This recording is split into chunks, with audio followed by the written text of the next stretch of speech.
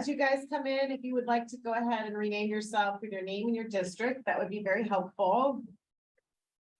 We're gonna give a couple more minutes as people sign in the chat is today's presentation link.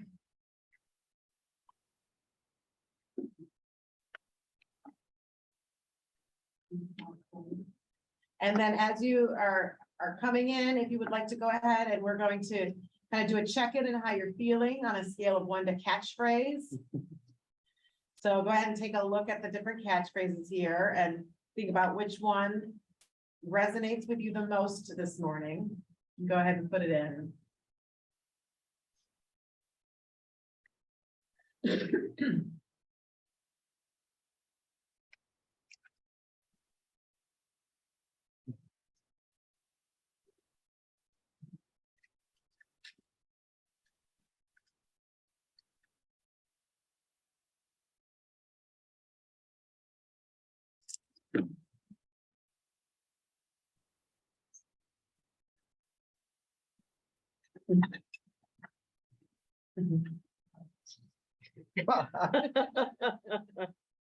Nice, Maggie.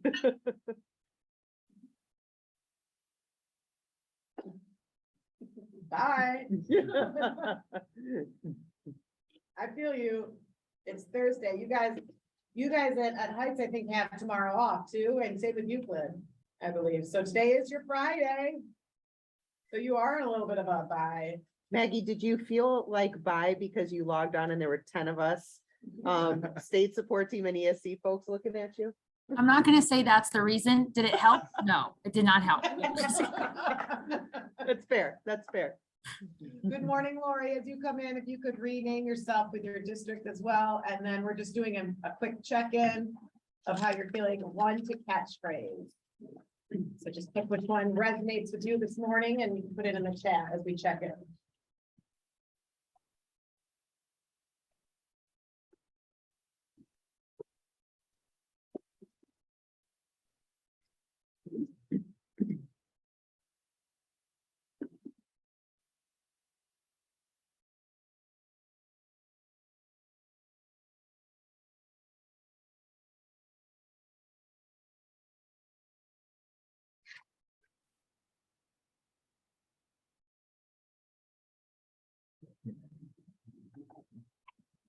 All right. So throughout the presentation at the beginning of this morning, we're here, again, this is a link to the presentation itself. You can use the QR code. The link is also in the chat for the presentation as well. I'll drop that in again here. Thank you. Fine. And just like always, if you missed the last session, which we focused on feedback and acknowledgement in January, this is a link to the recording from that session on feedback and acknowledgement. And there was a great presentation from Bay Village that started at around 9:40 that day. And then if you wanted to get a little bit more information on the TFI items at 40, there's the focused item review, and then some state PBIS updates started at 45 minutes in. So, okay.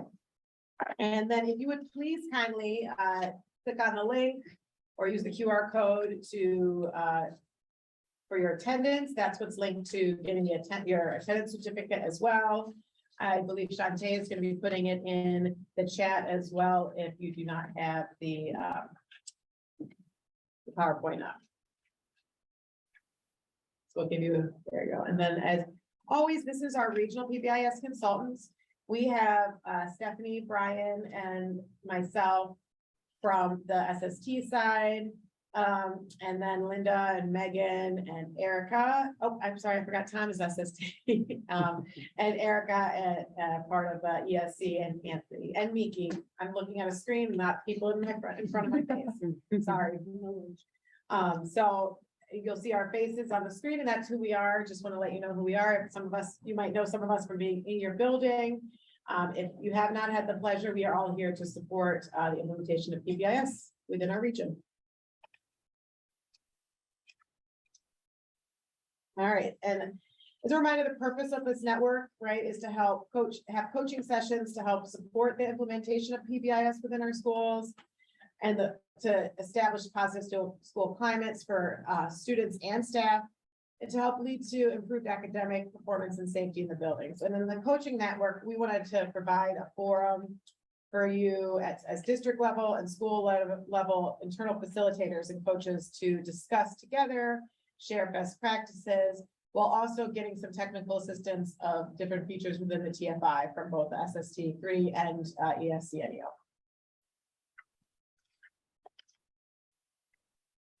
And this is today's agenda. Right now we have our welcome, and then we're gonna focus on our TFI items. We're gonna be looking at the professional development component within the TFI for tier 1, that's 1.7.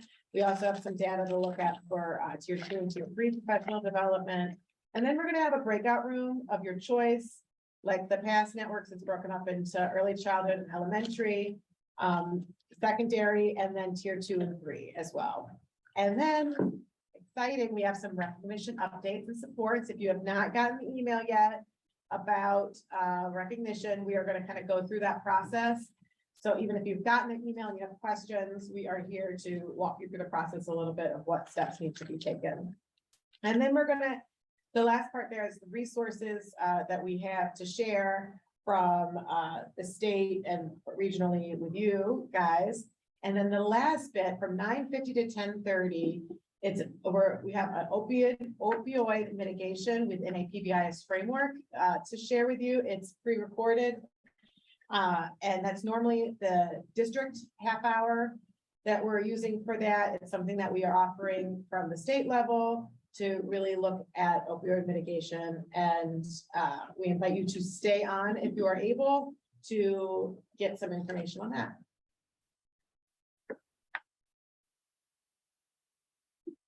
So as I said, we are focusing on professional development within the tiers. So tier 1, that's 1.7, tier 2, 2.9, and tier 3, it's 3.7.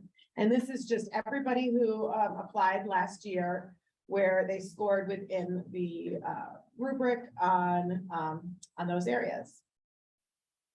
And then if we dig a little deeper, on the next slide, it gives you some information for buildings who applied for bronze, buildings who applied for silver, and then buildings who applied for gold. And if you kind of look at that, if you remember, the blue is the average for those who did not get recognition yet this last year. And then the orange is average for those who did receive recognition. And then the red is the average of everybody who applied for that level.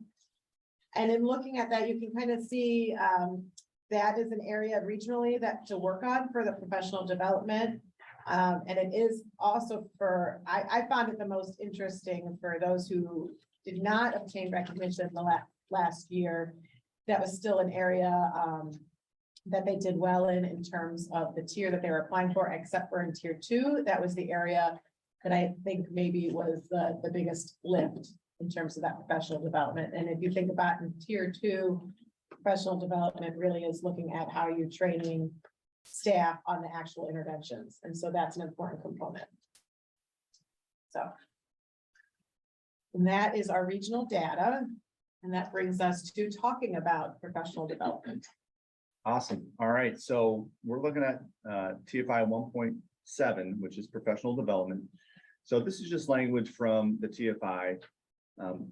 As a lot of your buildings have already gone through the walkthrough, you'll kind of be familiar with the language. On the right side, we have the rating scale, depending on where your team is and what that looks like. So professional development is a written process used for aligning all faculty and staff on the four components, which is teaching, school-wide expectations, acknowledging appropriate behavior, correcting errors, and requesting assistance. So as we're going forward, we're going to look at a few examples regionally throughout. So two things that we've seen before that have been rated pretty high.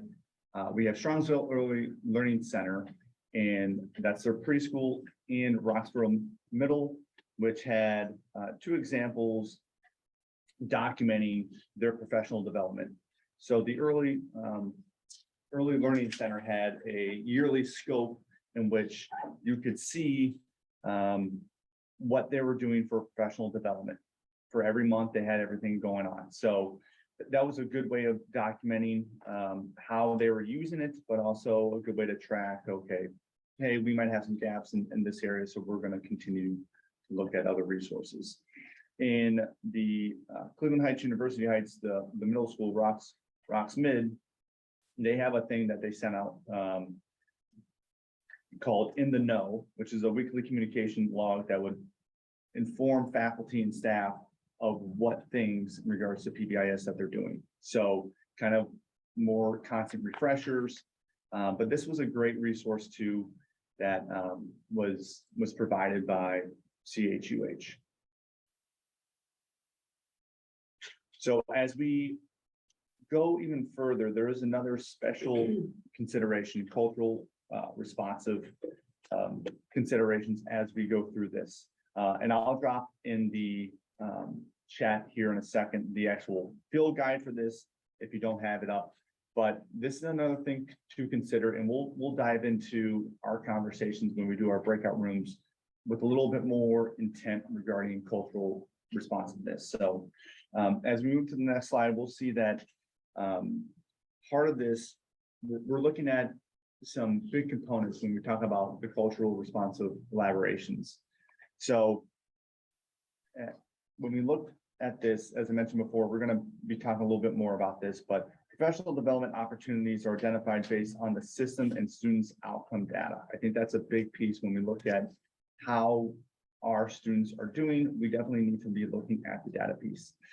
Teams also have procedures to provide staff with explicit training and practice in specific skills for enhancing equity and examining implicit bias. So another cultural responsive approach. And then a lot of aspects of de-escalation skills that I know a lot of buildings are looking at in teams in regards to managing some of those difficult behaviors. So teams have procedures to provide staff explicit training and practice in de-escalation skills. And with that being said, I'm going to pass it over to Stephanie and talk about effective professional development. Perfect, thank you. So as you saw, it's a requirement or listed on the TFI to do professional development for your building. And on the right there, you see it's your challenge to provide PD on what does PBIS look like for your building? What are the expectations? What are the acknowledgement system? How do teachers request help? And so in the chat, I want you guys to just pause for a second before I show you some resources for PD and think about what are characteristics of effective professional learning that you've received? What makes something a PD that's worth your time?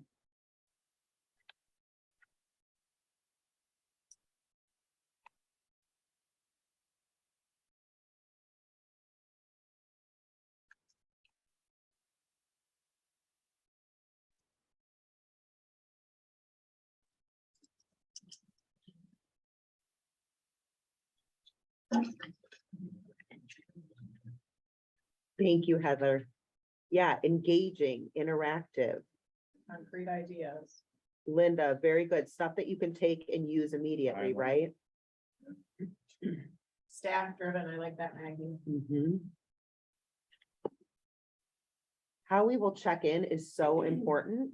I think we all get really excited going to professional development and take a bunch of notes and things seem doable, and then bell rings for the next day and your students walk in and it's just kind of business as usual sometimes. So Lori, exactly right. How can you apply it to the work that you're doing? Easily implemented, Doug says, I like that. Carrie, we're going to get back to your point too. Follow up opportunities. It's like I paid you to say that and you'll see why in a minute. Thank you. Now on the flip side, what makes something really ineffective for professional learning? Think about your worst PD experience. If it was SST3 or ESC, we don't want to know. But tell us what made professional learning ineffective.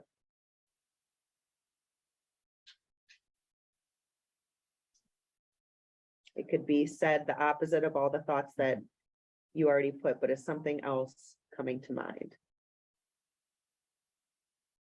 Yeah.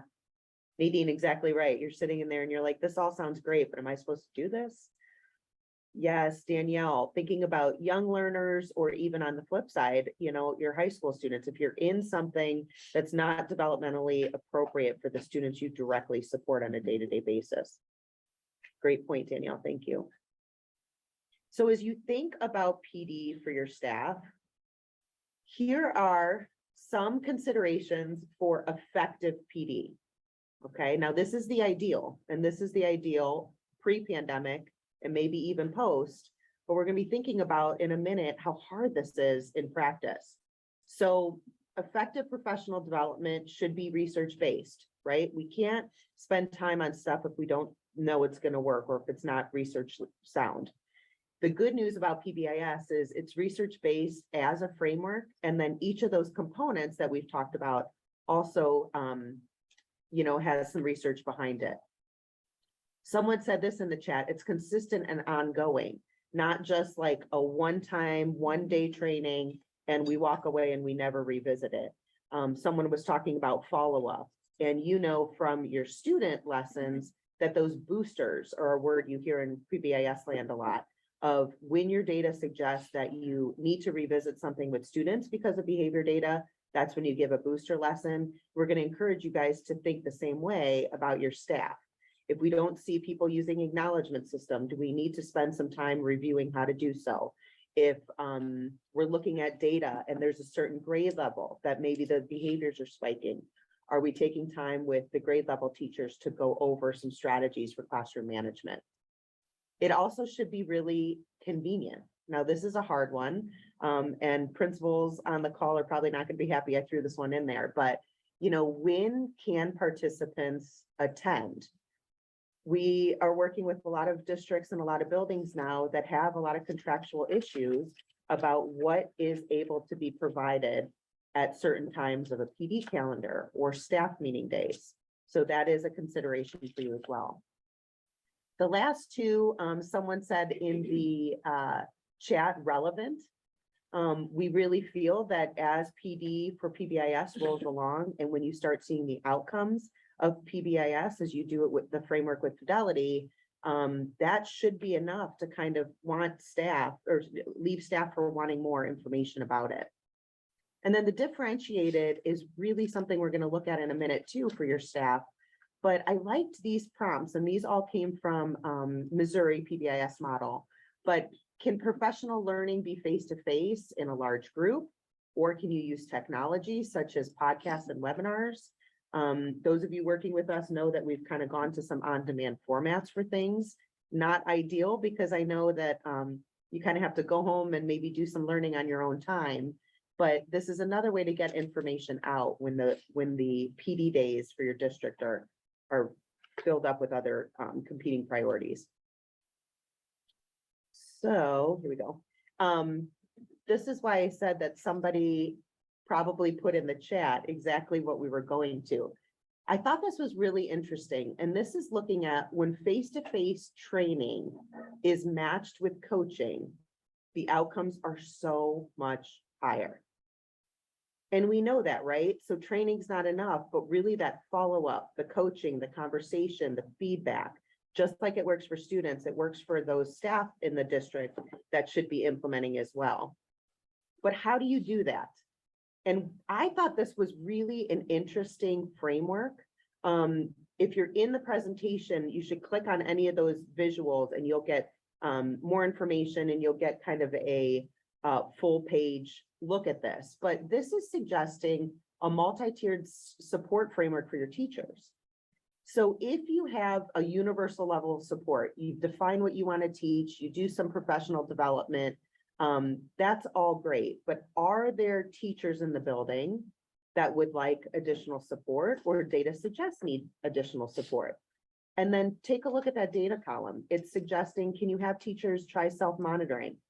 Can you try coaching and walkthroughs to do progress monitoring of, are they using the skills that were taught? Okay, and then it goes to intensive.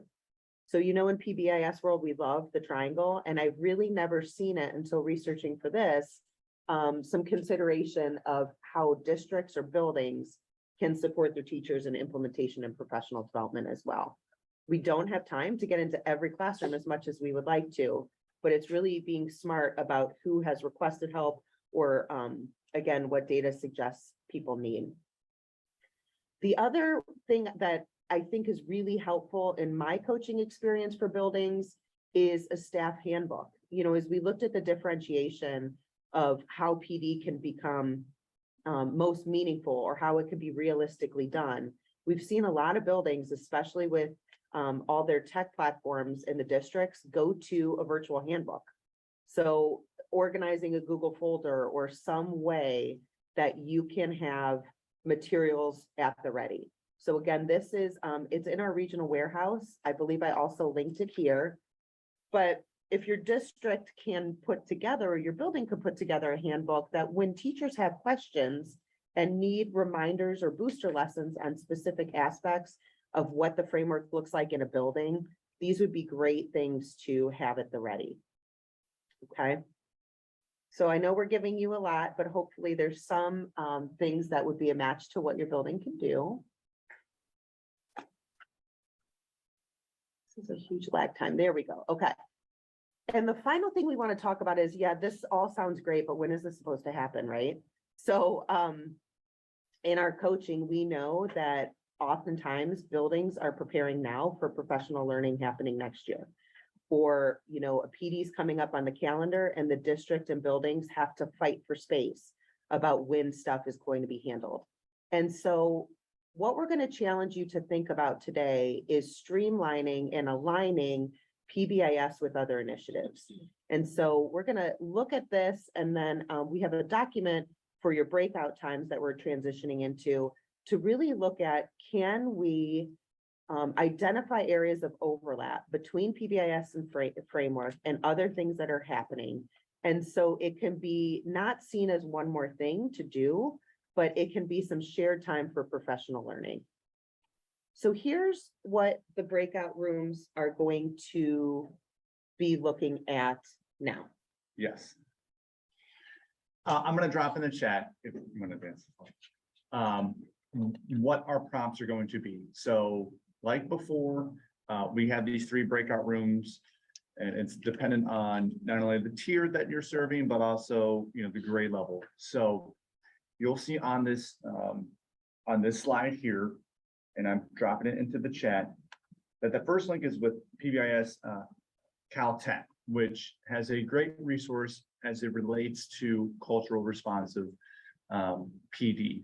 And so there are some things to think about as you're going through. So part of that time when you get to your breakout room is to look at that. That's going to be for your early childhood and elementary folk, tier 1, middle school, high school, tier 1. Tier 2 and tier 3 for all grades, you're going to use that second resource, the one that's in gold, and look at that and answer some questions here. So bottom line is we want to know, how's your building performing as it relates to professional development within the context of PBIS, the framework. Additionally, examine the Caltech, which is on page 10. If you click on that link, that's the main one we want you to look at. How does it stack up to those elaborations? And basically, you get to the point of what's going well and how do you know, and then what are some opportunities for growth? And that will be kind of the segue to when we come back and kind of share out. So think about that as it relates to your building, possibly your district, another good way to connect with other people in this network. So we'll have our consultants too that will break off and help facilitate those rooms. During that time, if you have questions, feel free to ask.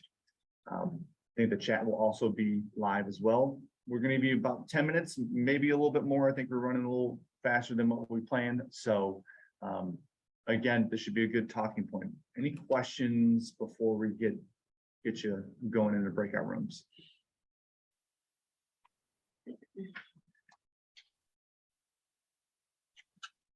All right, dead air. That means good things, I guess. I don't know. So I'm going to open up the rooms. You go ahead, select where you want to go, and we'll bring you back in about 10, maybe 13 minutes or so. All right.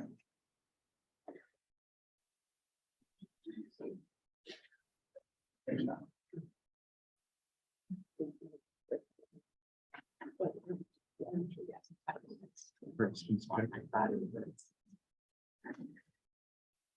All right, your room should be open, so if you want to jump in. There you go.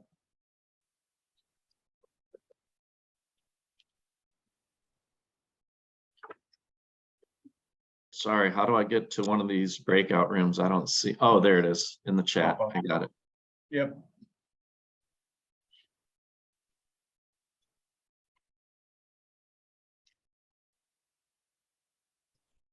No, I only see the resources. I don't see a way to get to a breakout room. Sorry. Doug, where do you want to go? Do you want to go early childhood, elementary, middle school, high school, or all tiers or all grades? I'll go to the first one, elementary. Okay. All right, Thank I'll you. push you out there. Absolutely. Sorry about that. No, you're fine. You're fine.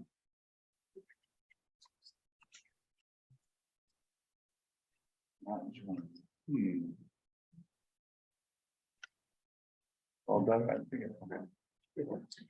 Does anyone know who A.O. Radovich is? This is now, from, in.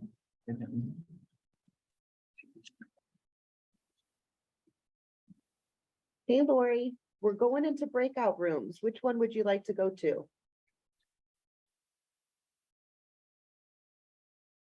Where'd she go? She was in high school. She was the only other person in high school. Oh, really? Mhm. Who's Annie? Of Rich, where's she put her? I put her in high school. I thought she was high school. She's not very interesting. Didn't she present this? Yeah, she's from, I bet she was one in the library that people had. I think so too. Can you Where's my? Okay. mute?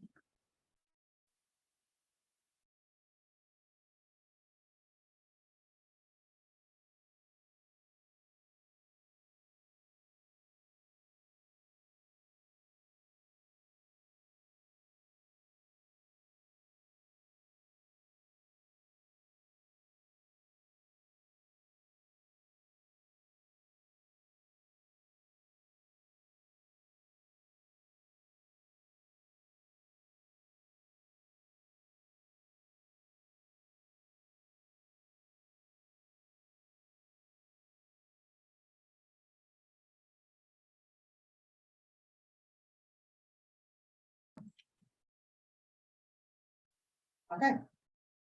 So I hear none, so we're gonna move on. So again, this is just kind of a quick glance at what we did last year and what is new this year. So last year, there was no intent to apply. You either applied or you didn't.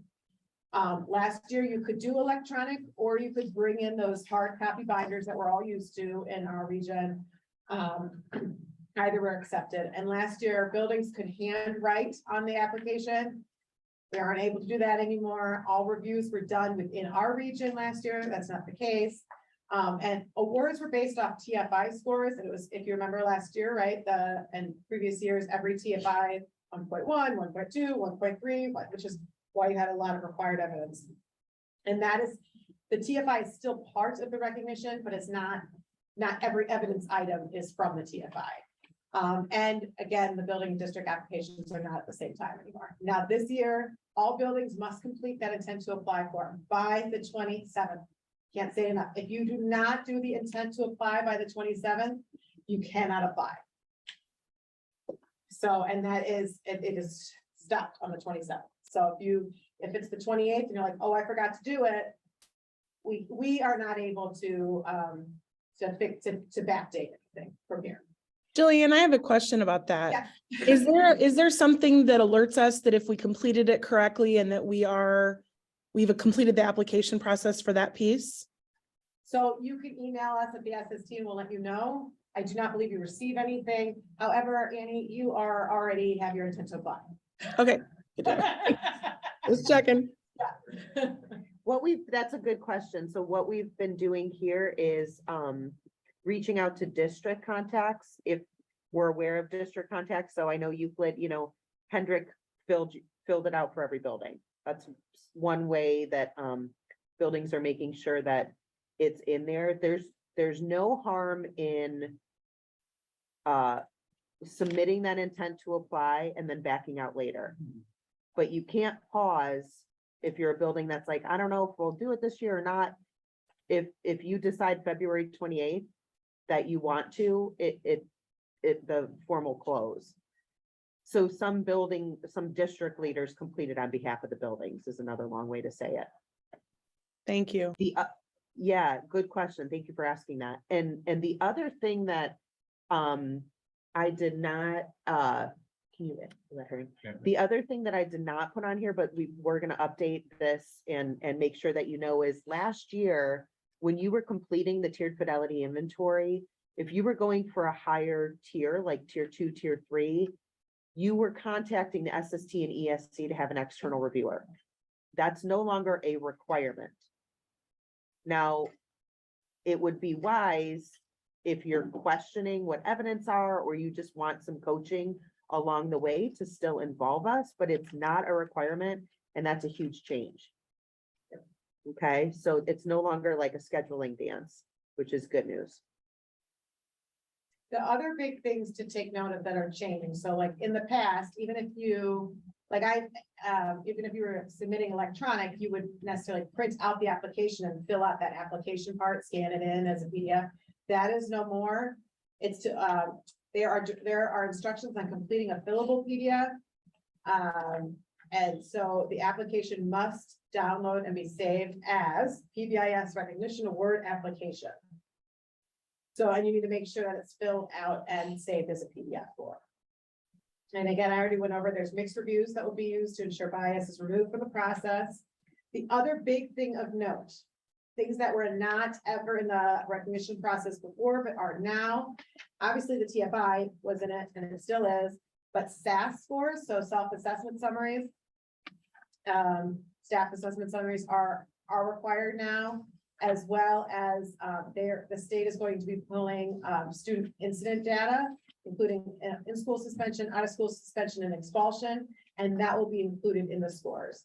So that will be pulled from EMIS in September, I think, which is partly why they're waiting so long before recognition comes out. Now, I saw some faces, so don't panic about it. It is a very small margin of decrease that they're looking at initially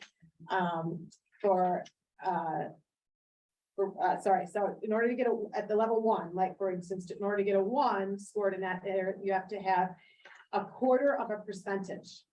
So not even a whole percent, 0.25% decrease. And in order to get a 2, you need to have a 0.5% decrease. So it is very small. And if for some reason that decrease did not occur, it is also only one part of the rubric. So it's just something to keep in mind as you're going through and deciding whether or not you're going to apply or not. And again, that district application will not be available until September. And so those are the big changes this year. And then go on. So this is the intent to apply. It's coming. There you go, I promise. As I said, it is a fillable Google form that you just need to go in. You will need to have your district IRN and your building IRN ready when you are completing the form. It automatically gets sent to us. We will create a folder, and in March, we'll get that folder. The last little bit, because it's so new too, and we are having office hours, we are offering both virtual and in person. Virtual, we did have some yesterday. Some teams did come in yesterday. We had sent out some emails about it, but we still have 2 in March and 2 in April as we lead into it. So if you've done your intent to apply, I highly encourage coming to those office hours. We will be more than happy on the in-person ones as well to help scan in PDFs if you need that, to help you fill those folders and remind you what needs to go in there based on that rubric and that application. And that kind of is any questions on that recognition process before we move on? And thank you for your questions, Amy. The last thing I'll say about those office hours is just come when you can. Yeah. We had people walking in yesterday. What did it start at 2 o'clock at like 1:59 thinking they were late? It really is a true office hour. So there's no registration for Zoom.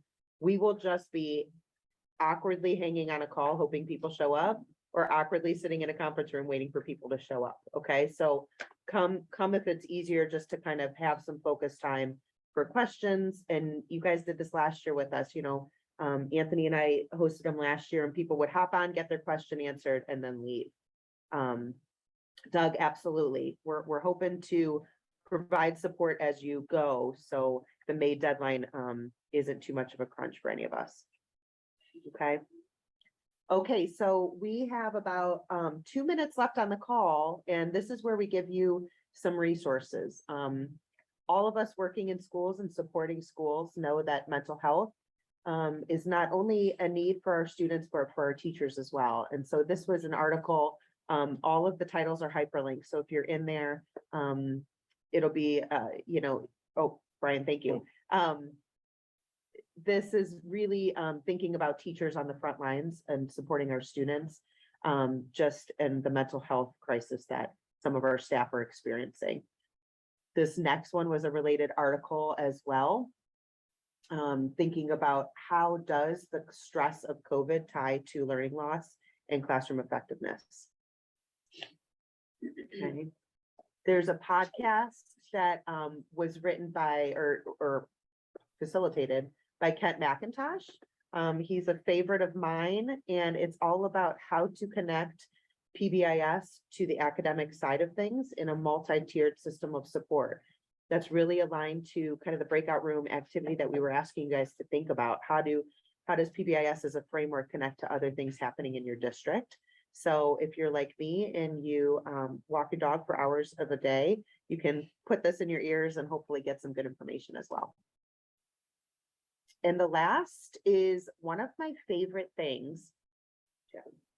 This is the first 5. It was shared with a colleague of mine, and it goes into your mailbox every morning.